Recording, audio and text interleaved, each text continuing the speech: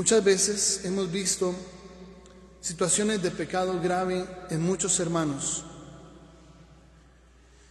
Y hay un problema serio, muy serio. No los corregimos. Nuestra sociedad ha querido entrar en el tema de rechazar a Dios, ¿sí? Rechazar a sus mandamientos, rechazar su palabra. Nuestra sociedad ha querido ir normalizando entre comillas, ciertas situaciones de pecado para decir, no es tan grave. Todos lo hacen, ¿sí? Como todo mundo lo hace, eso tal vez no es tan grave.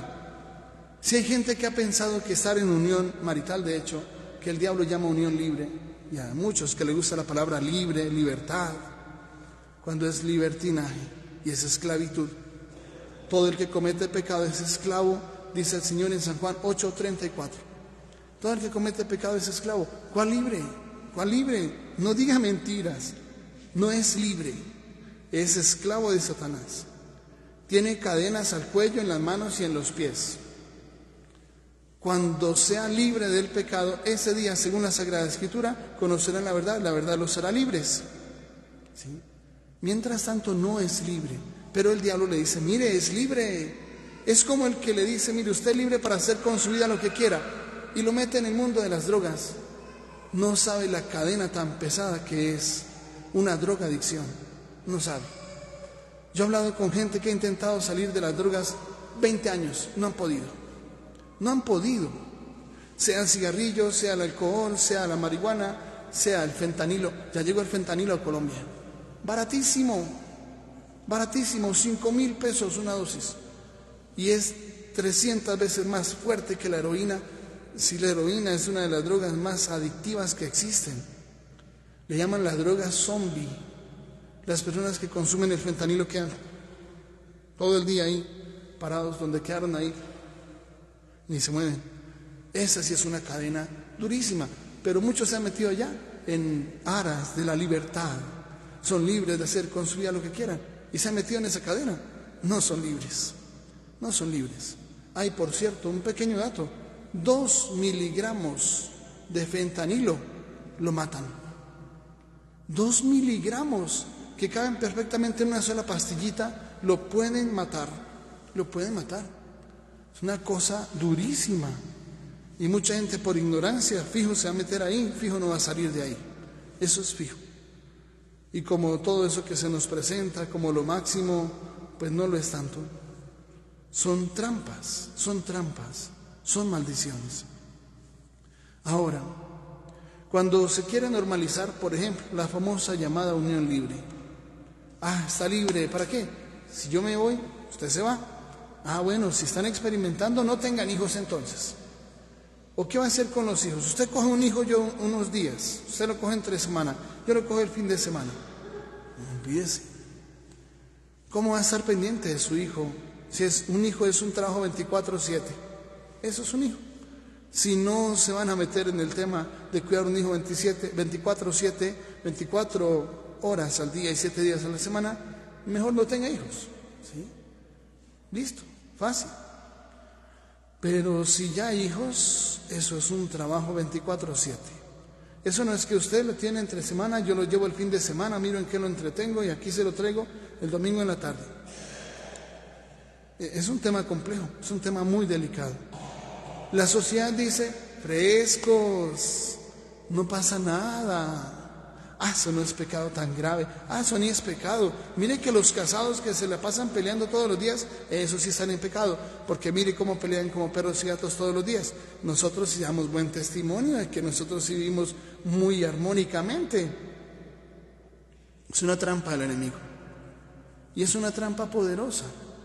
Porque le hace creer que no pasa nada, que no hay problema. Eso se puede vivir con ese pecado. Usted puede vivir así 10 años, 15 años, 20 años, y antecitos de morirse, rápido, corre y busca al sacerdote. ¿Seguros?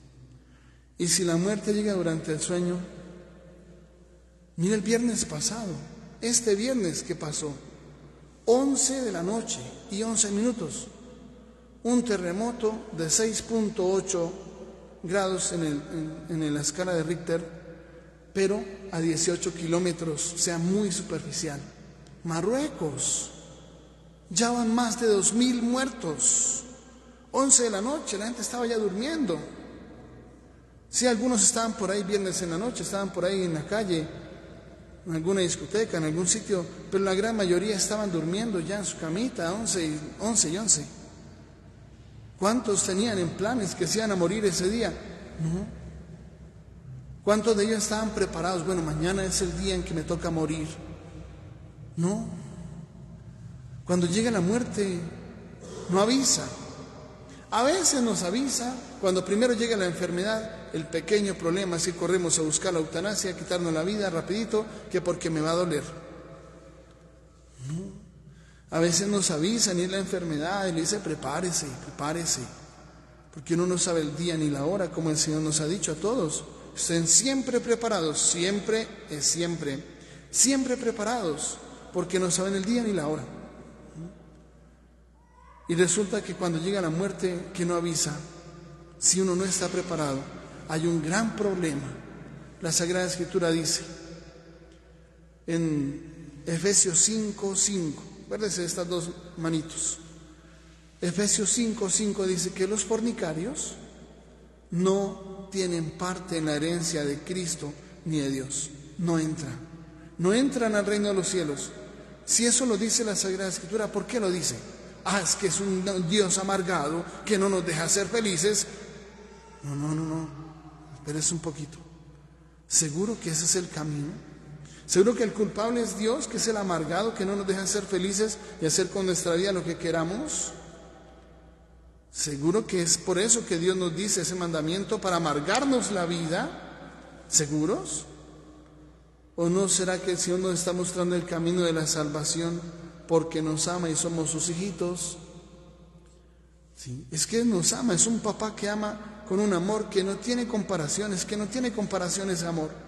Es un amor total, un amor gratuito e incondicional. No es que nos ame porque yo me merezco que me ame, porque me he portado muy bien. No, la historia de todos nosotros ha sido una historia de luces y sombras, de caídas y levantadas. Esa ha sido la historia de todos nosotros.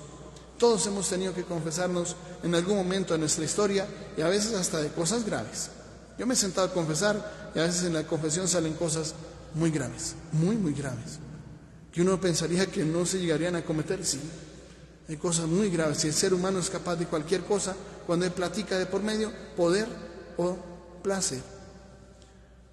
O el ego es capaz de matar. La envidia también es capaz de matar. La envidia porque el otro tiene carro nuevo y le corta los frenos, pero al cortarle los frenos no solamente que se le arrugue el carro, no, tal vez da bote y termina muriendo ahí, y por envidia termina matándolo. Es que eso pasa en nuestro mundo. Por envidia hay gente que le ha prendido candela a la casa del vecino. Por envidia, eso hace la envidia. El ser humano puede llegar a muchas cosas cuando el pecado está motivando las acciones. Cuando hay egoísmo, cuando hay odio, rencor, es capaz uno de matar. Y eso es una cosa delicada. Ahora, si el Señor nos da sus mandamientos, es porque nos ama. Desde el Antiguo Testamento, donde se prohíbe la fornicación, porque eso no es solamente el Nuevo Testamento. Sus mandamientos llevan en este mundo más de 3000 años escritos. Y más de 4000 que ya se habían dado, se habían transmitido de forma oral. Se pusieron por escrito hace más o menos 3000 años. ¿Sí? Y ya existía el pecado, ya se condenaba ese pecado, se prohibía esa situación de buscar una vida sexual sin la bendición del matrimonio. Hace 3000 años está. ¿Por qué Dios nos da sus mandamientos? ¿Es que acaso Dios no conoce al ser humano? Sí que lo conoce. Y precisamente porque lo conoce es que le prohíbe entrar en ese camino, porque no es de Dios. No es de Dios. La vida sexual genera apegos, pero si está mirando si sí o si no, entonces no genera apegos. La vida sexual es para gente casada, no más. Y los hijos deben llegar dentro del matrimonio. Ese es el derecho. Ese es el derecho. Sus padres no lo hicieron. Hágalo usted como hijo, hágalo usted como nieto, al menos Conozca el mandamiento, sepa que está ese mandamiento en la ley de Dios. No es por amargarnos la vida, no es por amargarnos la vida. Es un Dios que nos ama y nos quiere junto a Él. Y cuando nos dice, inclusive en ese capítulo 5, que vale la pena que lo leamos una buena parte hoy, dice lo siguiente, desde el primer versículo ya dice lo siguiente. Dice Efesios 5, sed pues imitadores de Dios como hijos queridos, y vivid en el amor, como Cristo os amó y se entregó por nosotros, como oblación y víctima de suave aroma. Y miren lo que dice el versículo 3. La fornicación, que es toda unión sexual sin la bendición del matrimonio, la fornicación y toda impureza, ¿sí?, toda impureza o codicia, ni siquiera se mencione entre vosotros, como conviene a los santos, ni siquiera se mencione. Lo mismo de la grosería, las necedades o las chocarrerías, que ya son palabras inoficiosas, cosas que no están bien, sino más bien acciones de gracias, porque tened entendido que ningún fornicario o impuro o codicioso, que es ser idólatra, participará en la herencia del reino de Cristo y de Dios. Que nadie os engañe con vanas razones, pues por eso viene la cólera de Dios sobre los rebeldes. Y está hablando solamente de la fornicación, de la impureza y la codicia. Si habláramos del odio, del rencor, de la envidia, cosas que también desatan la ira de Dios. Pero no, centrémonos en lo que está diciendo el texto. La fornicación, la impureza y la codicia desatan la ira de Dios. Si uno comprendiera qué significa eso, que eso desata la ira de Dios sobre los rebeldes. Dice el texto bíblico, es el verso 6 de ese capítulo. Solamente vivir en unión libre desata la ira de Dios sobre nosotros.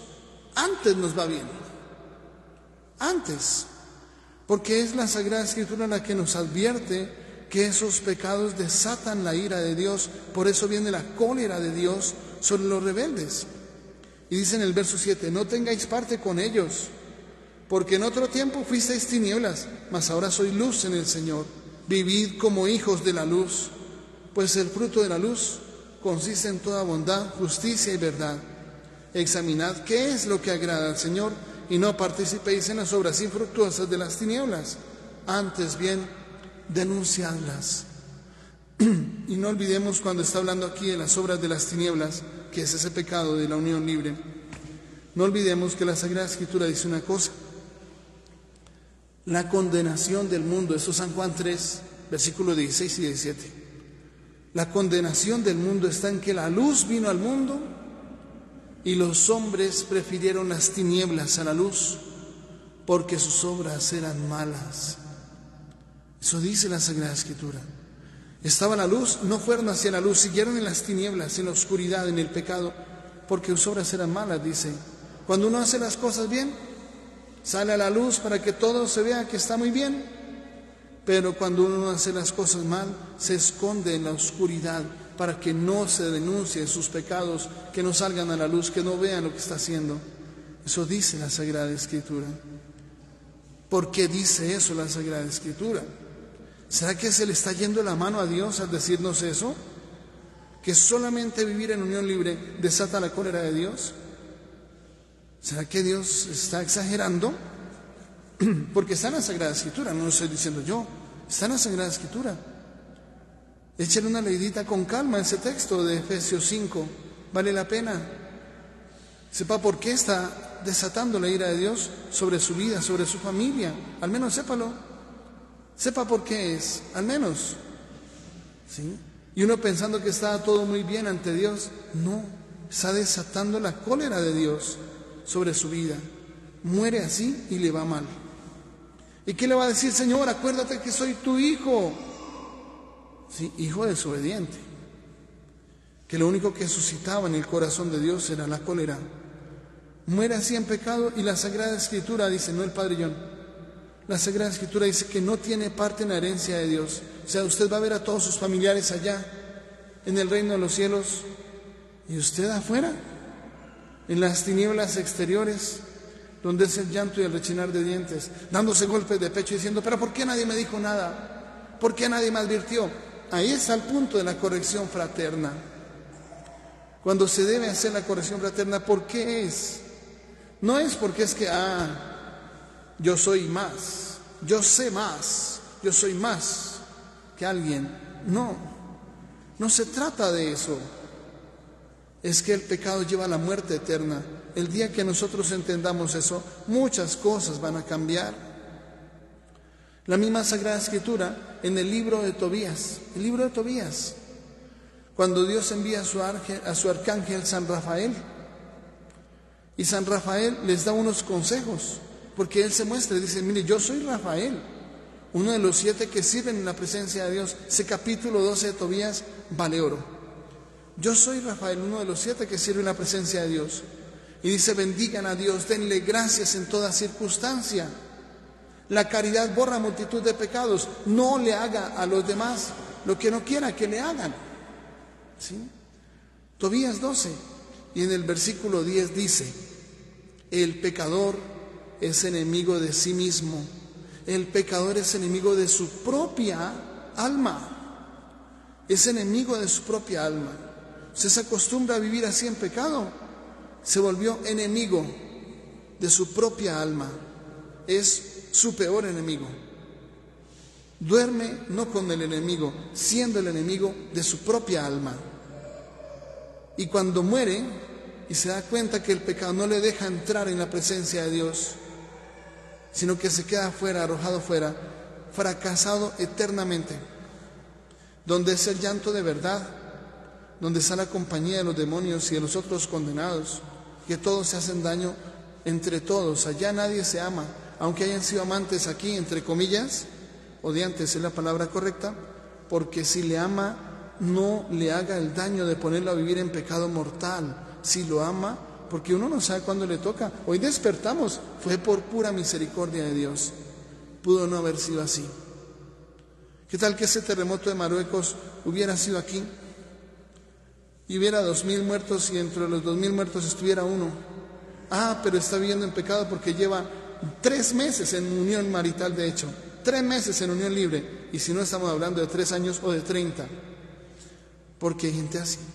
Hay gente que lleva 30 años, 40 años en unión marital, de hecho. Eso sucede en este mundo. Porque no hemos entendido qué es el pecado, no lo hemos comprendido todavía. Pensamos que es por allá, es la transgresión de una norma que nadie se da cuenta. No, el pecado es una fuerza de ruptura, rompe la comunión con Dios. Es cuando el hijo pródigo se va de casa, salió de casa, se fue. Y ese hijo pródigo no es que estaba diciendo, oiga, mi papá está de cumpleaños, voy a ir al cumpleaños de mi papá. No. Cuando él volvió a la casa, volvió porque malgastó toda su fortuna. Lo que haya recibido, 200, 300 millones, como es bastante, uno piensa que eso nunca se va a acabar, se acabó todo. Porque en el Antiguo Testamento el ideal era ser ricos, lo que le tocó de fortuna no era cualquier cosa, era bastante. Era gastarse 300, 400 millones en medio de la rumba, la fiesta, el trago, efectivamente se acaba en menos de nada. Uno no se da cuenta, pero eso pasa. Cuando él volvió a la casa, era porque tenía hambre. Y dijo, ¿cuántos jornaleros en la casa de mi padre tienen pan de sobra? Yo aquí me muero de hambre. Volveré a mi padre y le diré, Padre, he pecado contra el cielo y contra ti. Pero eso fue después de que tenía hambre, cuando malgastó todo lo que tenía. Ahora, eso es el pecado, es una fuerza de ruptura, rompe la comunión. El pequeño problema es cuando morimos y estamos lejos de Dios. Ese sí es el pequeño problema. Decía uno de los santos, no recuerdo quién, pero había un santo que decía que el árbol, para el lado donde se incline, que sus hojas están hacia allá, sus ramas hacia allá, cuando lo corten, para ese lado cae. ¿Sí? Si el árbol se ha inclinado toda una vida hacia la derecha o hacia la izquierda, cuando lo corten, si se inclinó toda una vida hacia la izquierda, cuando lo corten, caerá hacia la izquierda, a menos que tuviera, no sé, una supergrúa que lo ponga a la derecha ¿Qué fue lo que le pasó al ladrón arrepentido? Que en el último instante un árbol que estaba inclinado totalmente hacia la izquierda cayó a la derecha. Yo te aseguro, hoy mismo estarás conmigo en el paraíso. Es el único caso. Bueno, deben haber muchos más, pero que sepamos nosotros ese. El que toda una vida había estado en pecado y él lo reconoce. Mire, ¿no tienes temor de Dios? Nosotros nos merecemos estar aquí porque han robado, han matado, han hecho cosas que se merecen la pena de muerte y clavarnos allá en la cruz delante de todo el mundo como escarmiento. Pero Jesús no ha hecho nada malo ha hecho, y está ahí siendo de una forma injusta, siendo un santo. Y es cuando le dice Jesús: acuérdate de mí cuando llegues a tu reino, acuérdate de mí cuando llegues a tu reino. Y Jesús le dice: yo te aseguro, hoy mismo estarás conmigo en el paraíso. Ese es el único caso que nosotros conocemos donde un árbol que estaba inclinado a la izquierda toda una vida cayó a la derecha por pura gracia y misericordia de Dios. Pero generalmente, como es nuestra vida, es nuestra muerte. Si nuestra vida es estando cerca de Dios, comulgando, nuestra muerte será igual, cerca de Dios y comulgando. Si toda nuestra vida fue lejos de Dios, rechazando la comunión, nuestra muerte puede ser igual, lejos de Dios, rechazando la comunión con Él, rechazando a Dios. Puede ser esa la situación de nuestra vida.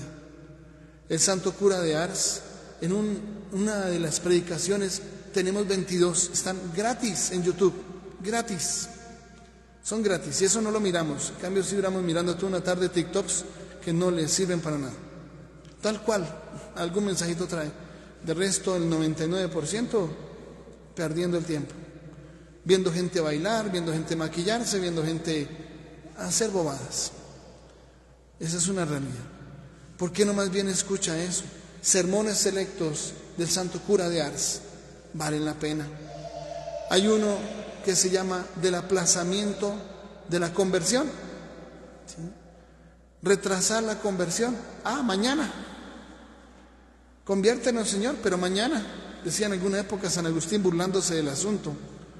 Conviértenos, Señor, pero mañana, ¿sí? Si tuviéramos el mañana asegurado sería muy distinto, pero no lo tenemos asegurado.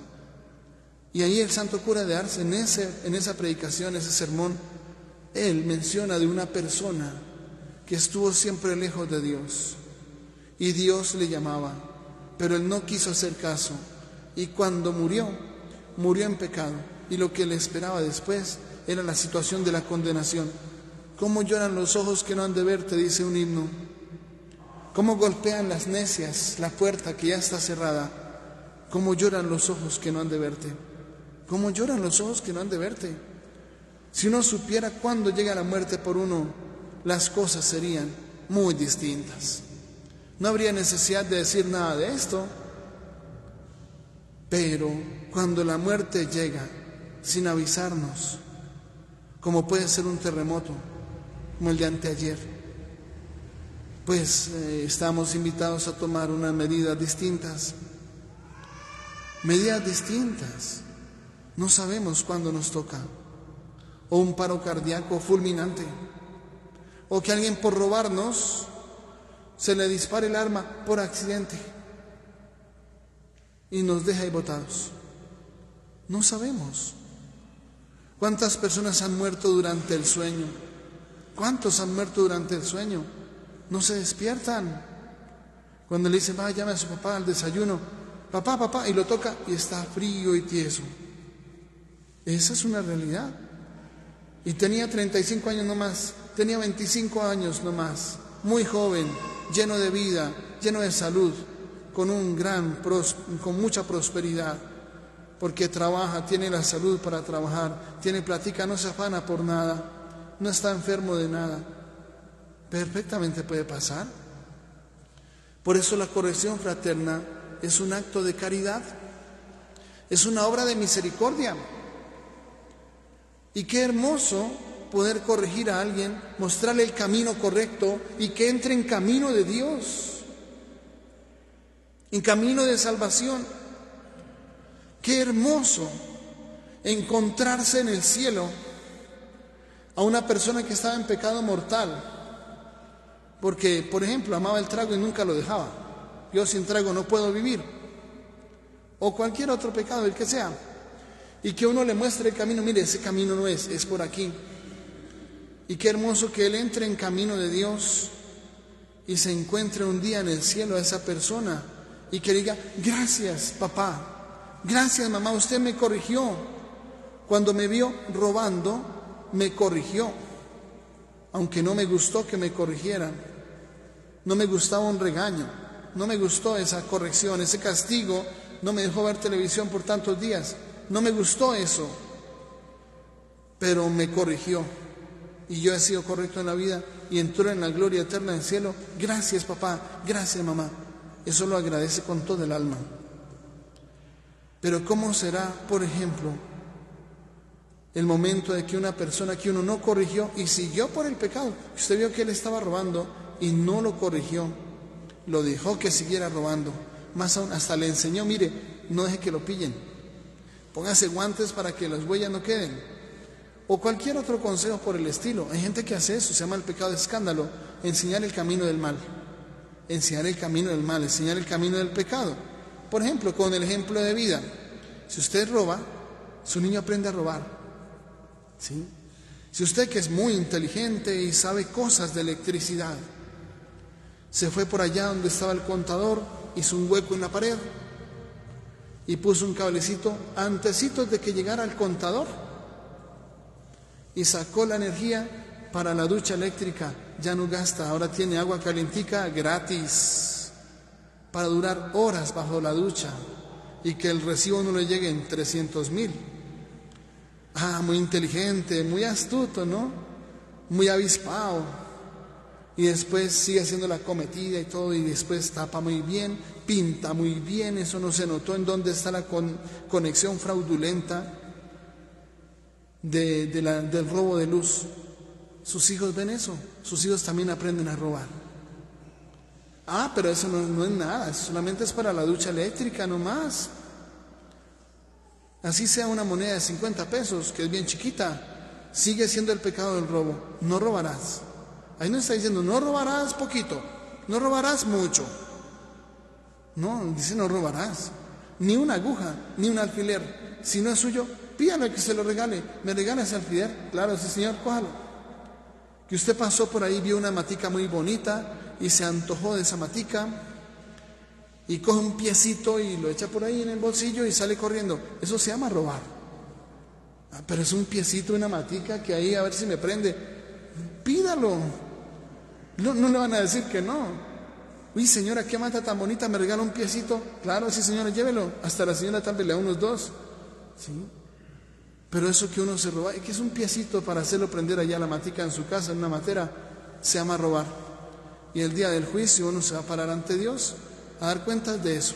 Eso es una bobada. Se puede estar condenando por una bobada. Es que el mandamiento del robo no nos dice cuánto. No robar es no robar, punto. Sea una moneda de 50 o sean 500 millones, es lo mismo, es el mismo pecado. Solo que el de 500 millones pues es más grave, pero es el mismo pecado de robar, que igualito que el que se robó los 50 pesitos y nunca los devolvió, nunca se confesó de eso. Pone ataduras sobre la vida, no vale la pena.